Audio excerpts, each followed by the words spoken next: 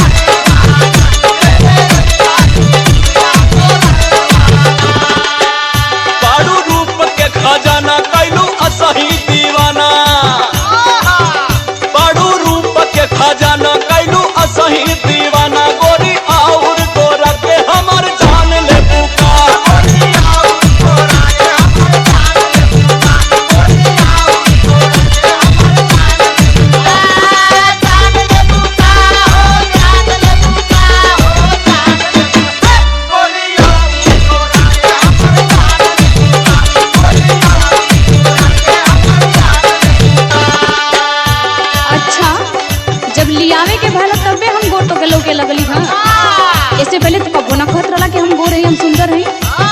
अरे तो ऐसन बटले बाड़ू तो कहे के कौन जरूरत बा। अच्छा कि कंजूसी ना करत रहा। अरे नहीं हो तोहर कसम। और सुना इतने कमी ना बा भाई हम बताओ तनी ना काहे के कंजूसी करत रहा। बोला बोला सुना बोला। ओजन घट गइल मोर बड़ा भइनी कमजोर।